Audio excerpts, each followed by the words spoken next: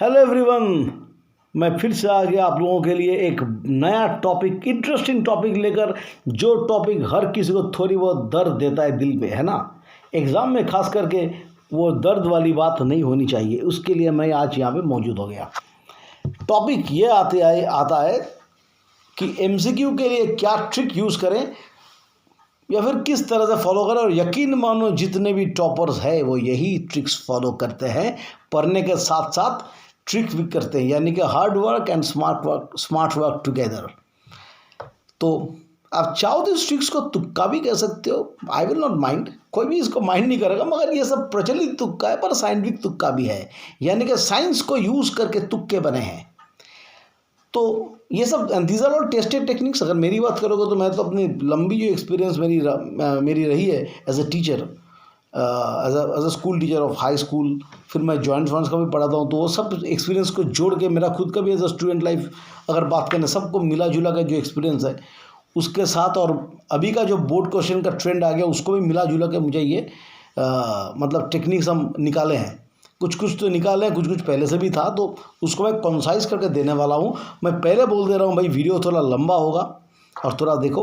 अगर आप competitive exams के लिए बैठते हो और ये सोचते हो कि मैं कुछ नहीं पढ़ा हूँ, मैं तो ऐसे ही मतलब फ्री माइंड लेके जाऊँगा, दिल खोल के इसको यूज़ करूँगा, तो भाई ये वीडियो आपके लिए फिर नहीं है। आप चाहो तो जा सकते हो। और ख़ास करके अगर बोर्ड्स के बच्चे हैं और जॉइंट्स बोलो तो नीट है, JEE है, IIT जॉइंट्स है, UPSC है, इवन आजकल के दिन तो स्कूल लेवल में भी हम देखते हैं अच्छे खासे MCQ आ गए। तो ये सब MCQ अगर आप थोड़ी बहुत भी पढ़े हो और उसके साथ MCQ आपको परेशान करता है तो फिर ये वीडियो आपके लिए है, ठीक। पर हाँ, एक बात मैं बोलूँगा वीडियो बनाते हुए, अगर आपको लगता है कि मैं ये वीडियो देखूँगा और इसको अप्लाई करूँगा, तो मन ही मन बोलो, कमेंट में लिखने की ज़रूरत नहीं है, मन ही मन बोलो कि I can do it. I can do it वाला मैं हर एग्ज़ाम की वीडियो में ये बोलता हूँ, I can do it and I will win. अगर ये सोच आपके अंदर नहीं है तो आप कुछ नहीं कर सकते। अगर ये सोच है, ना करते हुए भी आप बाजी मार के निकल सकते हो। खैर, शुरू करते हैं आज के टॉपिक। और नमस्कार सब साथियों, मैं हूँ motivational speaker cum chemistry teacher Prasoon sir. तो ये वीडियो है MCQ tricks that are followed by the toppers. तो टिप नंबर 1, इससे पहले मैं MCQ को क्लासिफाई करता हूँ, जानना ज़रूरी है। 3 टाइप के MCQs होते हैं। टाइप नंबर 1 आई नो, यानी कि क्वेश्चन जो है मुझे पता है क्या करना है, वो तो मैं निकाल के चलाऊँगा। क्वेश्चन नंबर 2 आई डोंट, यानी कि क्वेश्चन दिए हैं, हम पढ़ के भी गए एग्ज़ाम में, मुझे नहीं पता उत्तर क्या है, यानी कि मेरे लिए ये क्वेश्चन अनकॉमन है। और नंबर 3 आई एम कन्फ्यूज्ड, हम पढ़े हैं, क्वेश्चन सामने है, क्या करे क्या ना करे मुझे पता नहीं है। वही रंगीला वाला गाना, क्या करे क्या ना करे ये कैसे मुश्किल है ना, वो गाना फिर याद आ रहा है।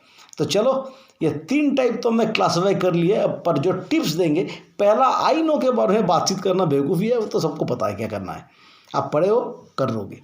नेक्स्ट वाला जो 2 क्लास है, I don't and I am confused, इसको लेके हम इसको सॉर्ट आउट करने के लिए हम कुछ टिप्स लाएं। तो टिप नंबर 1 क्या है, आपको जो यूज़ कर रहे हैं वह बेसिक एलिमिनेशन मेथड। भाई कोई भी क्वेश्चन अगर आप देखते हो जिसमें आप कंफ्यूज हो, खास करके कंफ्यूज वाला क्लास में ये आता है, आई डोंट नो में भी आ सकता है। तो आप अगर कोई क्वेश्चन में देखोगे ABCD करके 4 ऑप्शन तो रहेंगे, 4 चरणों में MCQ आते हैं ना, उसके उत्तर होते हैं ना।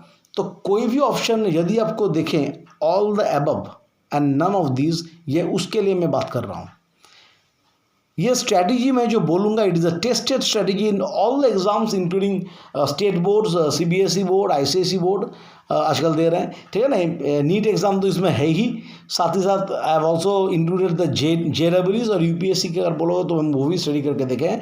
और मैं रेल जैसा गवर्नमेंट एग्ज़ाम भी इसमें लाकर देखता हूँ। सब कुछ मैंने स्टडी करके देखा और उसी बात से मैं आपको देने वाला हूँ।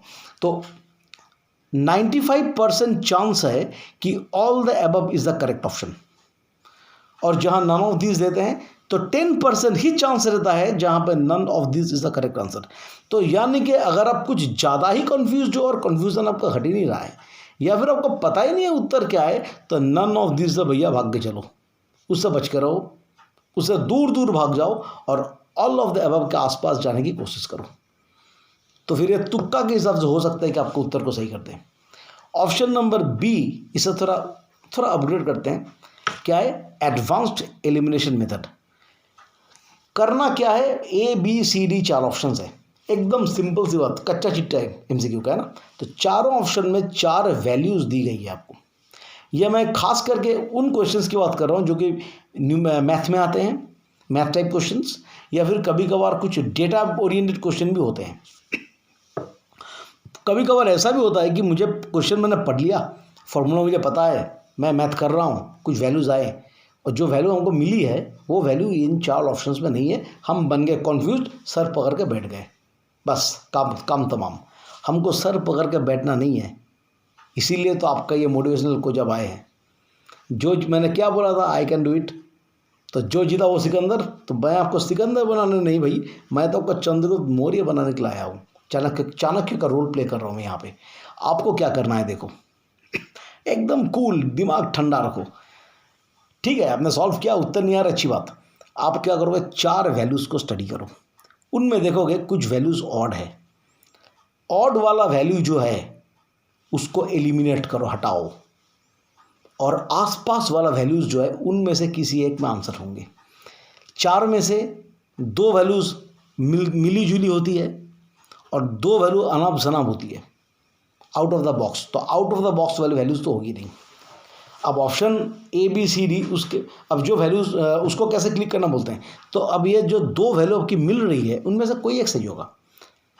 अब हो सकता है कि ये दोनों मिली जुली वैल्यू ए और सी हो सकता है, बी और डी हो सकता है, ए और डी हो सकते हैं, जो भी मतलब ये उनकी मतलब ऊपर जो क्वेश्चन बना रहे हैं, है ना। एग्जाम्पल दे रहे हैं, इजी एग्जाम्पल देंगे भाई। Kelvin scale of temperature 0 degree centigrade मतलब कितना होता है, 273.15। मान लो आपको इस कदर का कोई वैल्यू दे रहे हैं, एक दे दिया 217, एक दे दिया 273, एक दिया 275, एक दिया 328 या फिर 375।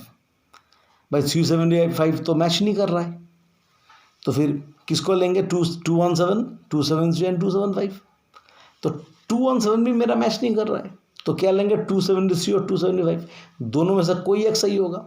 पता है तो अब उसको गोला डाल दो, गोला उसका भर दो, है ना, या फिर उसको क्लिक कर दो। नहीं पता है तो फिर उसमें तुक्का मारेंगे, यानी कि चांस। मैं तो इसमें चांस क्या है, इसमें जो वैल्यूज़ करीब करीब है उन्हीं में सबका उत्तर होगा। That means remove the extreme value. ये बन गया आपका एडवांस एलिमिनेशन का एक तकनीक। एडवांस एलिमिनेशन का दूसरा तकनीक वो क्या है, सिमिलर आंसर ट्रिक। ये क्वेश्चंस खास करके आपको कंफ्यूज करने के लिए दिया जाता है, आपका दिमाग खाने के लिए, उसको दही बनाने के लिए दिया जाता है। कुछ क्वेश्चंस ऐसे होते हैं जिनमें 4 आंसर्स तो होते हैं, पर 4 में से 2 आंसर एकदम सिमिलर होते हैं, थोड़ा यहाँ थोड़ा वहाँ, और उसी में आप लोग मात खा जाते हो, है ना। अगर मैं दिल की बात बोल रहा हूँ तो कम से कम एक लाइक मुझको डाल देना वीडियो में, अगर ये बात आपके दिल की है तो तुरंत। तो करना क्या है देखो, एग्जाम्पल ले लो, 4 ऑप्शन है। Option number A 2, option number B 4, option number C -2, option number D 6। Suppose 4 option आपको दिए हैं। From apply your common sense, बस problem solve. 4 and 6 they don't match each other, but 2 and -2 are similar values.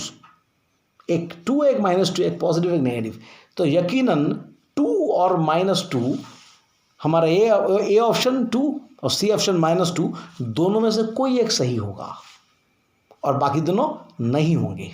तो ये बन गया similar answer trick. अच्छा, एक और एग्जांपल दे रहे हैं। ये एग्जांपल मैं केमिस्ट्री का दे रहा हूँ, मैं केमिस्ट्री का टीचर हूँ, तो मैं यकीनन मैं ये केमिस्ट्री का देने की कोशिश कर रहा हूँ, ठीक है ना। सपोज कोई क्वेश्चन आपको दिए, उसमें 4 ऑप्शन है, ए DNA, बी एक ऑप्शन है DNA ए, सपोज बी आपका ऑप्शन आ गया प्रोटीन्स, सी आपका ऑप्शन आ गया विटामिन्स और डी ऑप्शन आ गया RNA। आपको करना क्या है, क्वेश्चन आपने पढ़ लिए, उत्तर आपको नहीं आ रहा है, कौन या आई डोंट नो वाला केस हो गया, या फिर आप आई एम कन्फ्यूज वाला केस हो गया। क्वेश्चन को दिमाग से हटाओ, फिलहाल ऑप्शन में ध्यान दो। कौन दोनों नहीं मिलता है भाई, सिमिलर कौन दोनों नहीं है, प्रोटीन्स और विटामिन सिमिलर नहीं है, दोनों चॉक एंड चीज़ डिफरेंस वाली चीज़ें है ना, दोनों को आप एकदम कट करके हटा दो। बचा क्या, RNA एंड DNA। RNA और DNA करीब करीब मिलते हैं, और हाँ, ये दोनों न्यूक्लिक एसिड की क्लास में आते हैं कि नहीं आते, आते हैं। तो इन दोनों में से कोई एक ऑप्शन होगा। आपको मिल गया, दोनों ऑप्शन है। अब क्वेश्चन को एक बार पढ़ लो और पैरोडी करके देख लो कौन सा मिल रहा है, उसमें कर दो टिक, तो हो गया प्रॉब्लम सॉल्व। अब आते हैं टिप नंबर 2, इसे कहते हैं ब्रेन सिग्नल टेक्निक। ये कन्फ्यूज्ड वाला क्वेश्चन जो है, जिससे आप कन्फ्यूज आत्मा बनते हो, वही क्वेश्चन का टाइप मैं बता रहा हूँ। इसमें करना क्या है भाई, आपने क्वेश्चन पढ़ लिए, क्वेश्चन पढ़ के आप ज़बरदस्त कन्फ्यूज हो गए। एक बात बता दें, ये क्वेश्चन मैथमेटिकल टाइप के नहीं होंगे, ये सब क्वेश्चन जस्टिफिकेशन वाले होते हैं। मतलब गिव रीज़न का क्वेश्चन है, उसी का मतलब होता है ना कि छोटा सा एक लाइन दे दिया, उसके चारों चार रीज़न दे दिए और आप हो गए कन्फ्यूज, तो ये उसके लिए है। तो करना क्या है, देखो क्वेश्चन पढ़ लिया, ऑप्शन पढ़ लिया, दिमाग काम नहीं कर रहा है, अच्छी बात है, कोई दिक्कत नहीं है, नहीं करेगा तब भी चलेगा। कन्फ्यूज हो गए, अब क्या करना है, आंसर को मारो गोली, क्वेश्चन को पढ़ो। अगर थोड़ा भी अकल आप यूज़ करोगे, 10 पैसा वाला बुद्धि भी यूज़ करोगे, तो इतना पता आपको चल जाएगा कि कौन सा चैप्टर से दिया है, चल गया पता। अच्छा, अब थोड़ा और अंदर घुसो, कौन सा यूनिट का ये है इसको देखो, या उस चैप्टर के कौन से टॉपिक से ये क्वेश्चन हो सकता है, ज़रा सोचो किस चैप्टर का सवाल होगा, और उस चैप्टर के कौन से टॉपिक से चुन के दिए गए आपके, है ना, ये ज़रा आप सोचो। इतना अगर आप सोचोगे तो आपका ब्रेन रिकॉल करना शुरू कर गया, हाँ भाई उसमें पढ़ा था, याद आपको आ जाएगा। और फिर भी अगर मैं वर्स्ट टू वर्स्ट मानता हूँ कि इतना कुछ करने के बाद भी आपको नहीं आ रहा है, छोड़ दो भाई, दिमाग मत लगाओ, आगे की ओर बढ़ते जाओ। एक्चुअली होता क्या है, एग्जाम्पल दे रहा हूँ, घर में सपोज आपको कोई चीज़ दी गई है, आप कहीं मतलब वो कोई चीज़ आप लिए हैं, कहीं आपको रखना था, आप बात करते करते कोई दूसरा काम करते करते उसमें ध्यान नहीं दिए, उसको कहीं और रख दिए। अभी आप ढूंढना शुरू कर रहे हो, भाई मैंने कहाँ छोड़ के आया था उसको, होता है ना। फिर बाद में आप दिमाग लगाते रहते हो, फिर आप सोचते हो कि मैंने कहाँ से लिया था, यहाँ से लिया था, फिर मैंने क्या क्या किया, ऐसे सोचते हो ना। फिर याद आती है, अरे हाँ, दूसरा काम दे दिया था, कहीं और मैंने इसको रख दिया। तो वही टेक्निक हम यहाँ भी यूज़ कर रहे हैं। क्या किए, क्वेश्चन को पढ़ के ऑप्शन को हम छोड़ दिया, ऑप्शन कन्फ्यूजिंग लग रहा है, छोड़ दिए, क्वेश्चन को पढ़े, हमने सोच लिए कि कौन सा चैप्टर से क्वेश्चन पूछा होगा, फिर हमने क्या किए, ज़रा और दिमाग लगा के सोचा कौन सा टॉपिक या कौन सा सब टॉपिक, उत्तर हमको दिमाग में आ गया। अब क्वेश्चन है, उत्तर नहीं आ रहा है, क्या करें, कुछ नहीं करना है, स्मार्टली उस क्वेश्चन को छोड़ दो और आगे बढ़ो। अभी आप बोलोगे सर ये क्या हो गया, अरे कुछ नहीं हुआ है, कुछ क्वेश्चन आपको आते हैं, करते रहो, अचानक देखोगे आपको याद आएगी, अरे हाँ तो क्वेश्चन में भी देखा था ना, ये ऑप्शन होना चाहिए, यही होना चाहिए, मैं पढ़ा था, याद नहीं आ रहा था, चलो इस क्वेश्चन को ढूंढते हैं। और जब आपको उत्तर याद आ गया, उसी पल उसी क्वेश्चन पे जाओ, करेक्ट ऑप्शन को आप क्लिक करके चले आओ। क्योंकि ये सब बातें कभी कभार होती है, एक बार मतलब वो सिग्नल मिल गया, आप भूल गए, तो अगली बार आपको हो सकता है कि याद ना आए। असल में मैं अभी आपको मैं इसके वजह, ये मैं साइंस लगा रहा हूँ ना, ये साइंटिफिक टेक्निक, मैंने क्या बोला, साइंटिफिक तुक्का है, साइंस लगा रहा हूँ।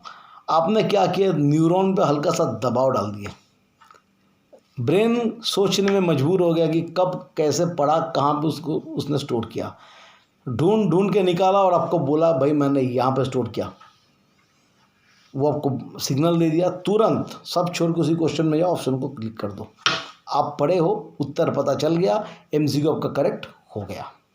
ठीक है, अब आते हैं टिप नंबर 3। टिप नंबर 3 की अगर बात करेंगे, इसमें कोई साइंस नहीं है, ये कह सकते हो कि रिसर्च बेस्ड। हाँ, आपका इस कोच ने बहुत रिसर्च किया और करके आपको ये ऑप्शन दे रहे हैं। टिप नंबर 3 को समझने के लिए आप क्वेश्चन सेटर के मन को पढ़ने की कोशिश करो। कैसे पढ़ेंगे भाई, 4 ऑप्शन रहते हैं, A B C D, तो फट से ए में उत्तर आ जाएगा, मतलब पकड़ के ही आंसर मिलेगा, ये तो कोई चाहेगा नहीं, जो है ना, ये तो टेस्टेड प्रोसेस है, तो यकीनन ए में होगा नहीं। और डी तक भी अगर आप जाओगे तो वो क्वेश्चन का दूसरा, मतलब ए से स्टार्ट होकर डी तक है, तो इस छोड़ पे नहीं होगा, तो डी मतलब अगला एंड डी है, तो अगला एंड में मिलेगा, ये तो कोई चाहेगा नहीं, तो यकीनन बी और सी में होगा। तो टिप नंबर 3 को हम बोलेंगे BC ऑप्शन स्ट्रैटेजी, यानी कि 4 उत्तर है, आपको कुछ नहीं पता, you don't know the answer और you are very very confused, almost that is of no use. So as observe, चाहे कोई भी एग्ज़ाम ले लो चाहे बोर्ड का लो, चाहे कॉम्पिटिटिव का लो, चाहे नीट लो, JEE लो, जो लेना लो, UPSC ले लो, रेल का, इसका उसका, जो एग्ज़ाम लेना ले लो, 70% क्वेश्चन का आंसर देखा गया है बी, ऑप्शन बी या फिर ऑप्शन सी होते हैं। मतलब बी और सी उत्तर है, ऐसा क्वेश्चन का टोटल परसेंटेज जो है वो 70% होते हैं। तो ये गया टिप 3। तो ये टिप 1, टिप 2, टिप 3 फॉलो करोगे तो यकीनन मैक्सिमम क्वेश्चन आप बना पाओगे। अब next option, sir assertion reason में क्या करें, ये तो झमेला वाला हो गया, सरदर्द वाली बात बन गई, इसके लिए मैं करूं तो क्या करूं। आजकल स्कूल में भी ऐसा डिस्टर्ब करना शुरू कर दिए। तो कुछ नहीं, सबसे पहली बात है असर्शन रीजन का चारों कंडीशंस क्या क्या होते हैं। Both assertion and reason are correct.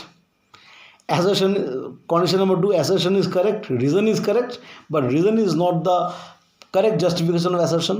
Number 3 में क्या आता है, assertion is correct but reason is wrong, और चौथा में क्या होता है, assertion is wrong but reason is correct। तो आपको मैं बता देता हूँ, मैक्सिमम केसेस में assertion करेक्ट होते हैं, रीज़न भी करेक्ट होते हैं, पर रीज़न assertion को जस्टिफाई नहीं करते हैं। That means assertion is correct, reason is correct, but reason mismatches the assertion। ये ऑप्शन में आप क्लिक करके चले आओ, बस मारो तुक्का करेक्ट। मैक्सिमम केसेस में एक्यूरेसी अगर बोलोगे कितना है तो 75% के आसपास। यानी कि 4 MCQ अगर आपको देते हैं assertion रीजनिंग टाइप का, तो 3 का उत्तर ऐसे ही आएंगे जो मैंने बोला अभी। पूछोगे कैसे भाई, असर्शन रॉन्ग वाला क्वेश्चन तो देगा नहीं, क्योंकि वो एकदम मतलब जो बिल्कुल नहीं पढ़ता वो भी समझ जाएगा कि क्वेश्चन कैसा है, तो क्वेश्चन इजी बन गया। रीज़न रॉन्ग ये भी उतना नहीं देता, क्योंकि कुछ लोग क्या होता है असर्शन वाला करेक्ट तो पढ़ लेते हैं, रीज़न रॉन्ग फिर भी कुछ लोग दिमाग लगा के ऐसा करके भी समझ जाते हैं, ये देखा गया है। पर असर्शन सही देंगे, रीज़न सही देंगे और एक दूसरे से मैच नहीं करेगा, इसमें हो सकता है कि बच्चा थोड़ा कन्फ्यूज हो। तो टफ क्वेश्चन ऐसे ही होते हैं।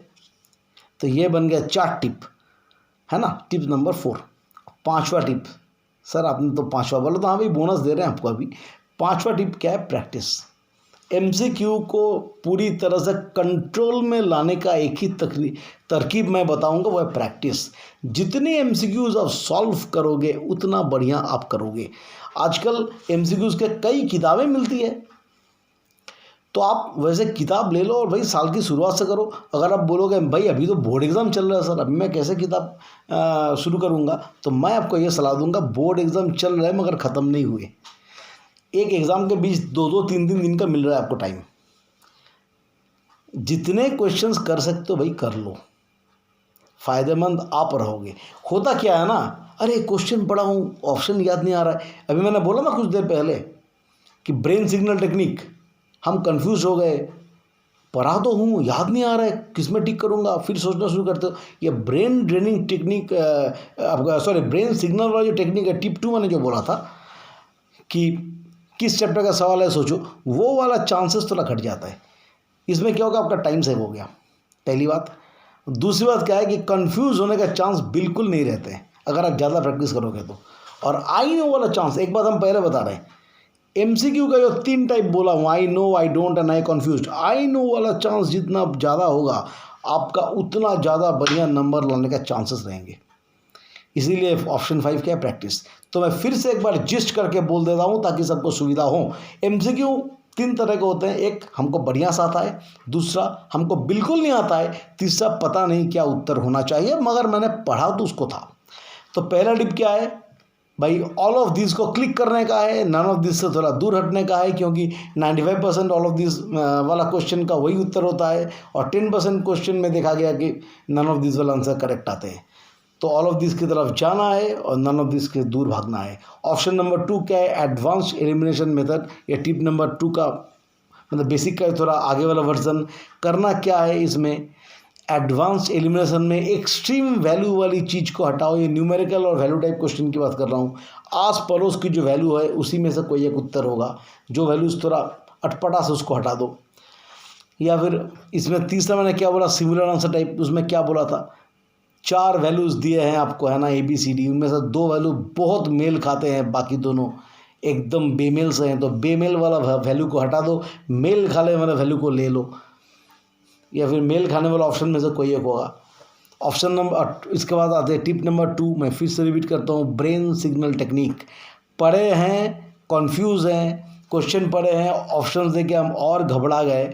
अब घबराने के लिए क्या, घबराने को हटाने के लिए क्या करना चाहिए, ऑप्शन को मारो गोली, क्वेश्चन को फिर से पढ़ो, देख लो कौन सा टॉपिक का क्वेश्चन है, उसको रिकॉल करो, उस चैप्टर का अगर पता चल गया तो कौन सा चैप्टर का कौन सा टॉपिक का क्वेश्चन है, थोड़ा सोचो, आ जाएगा, नहीं आएगा तो आगे बढ़ो, कहीं ना कहीं आपको याद उसका आ ही जाएगा अगर आपने सिंसियरली पढ़े हो तो। टिप नंबर 3 मैंने क्या बोला, BC option strategy, research based strategy है, कोई इसमें साइंस नहीं है। देखा गया है कि मैक्सिमम क्वेश्चन के 70% के आसपास के उत्तर या फिर बी या कि फिर सी में आएंगे, ये देखा गया। Tip number 4, assertion reason. 4 options होते हैं, उनमें से खास करके assertion is correct, reason is correct, but reason is not the proper match with assertion, और reason doesn't explain the assertion, जो भी है, और reason is not the correction of explanation of assertion. यानी कि मैं फिर से कह रहा हूँ, असर्शन रीज़न दोनों सही है, एक दूसरे को एक्सप्लेन नहीं करते हैं, वो वाला ऑप्शन में क्लिक करना है, तो मैक्सिमम असर्शन रीज़न हमारा सही बन जाएंगे। और टिप नंबर 5 क्या है, practice makes the man perfect. और हाँ, तो इतना ही कहना था आपका इस मोटिवेशनल कोच कम केमिस्ट्री टीचर को। यदि मेरी वीडियो आपका काम आता है तो इसे आप लाइक, सब्सक्राइब और शेयर करें, और आपके उन तमाम दोस्तों के पास भेजें या तमाम वेलविशर के पास भेजें जिनको इसको करने में सुविधा हो। अब रहा सवाल कि MCQ कैसे भरना है, कैसे करना है, तो उसके ऊपर मैं दूसरा एक वीडियो डालूंगा, वो कॉम्पिटिटिव एग्ज़ाम्स के लिए, वो आएगा कुछ देर बाद। तो फिलहाल आज के लिए इतना ही। तो आपका ये होस्ट फिलहाल आप लोगों से विदा चाहते हैं, and I wish success for everybody, all the best, and stay happy and let everybody succeed in the exam. Good night.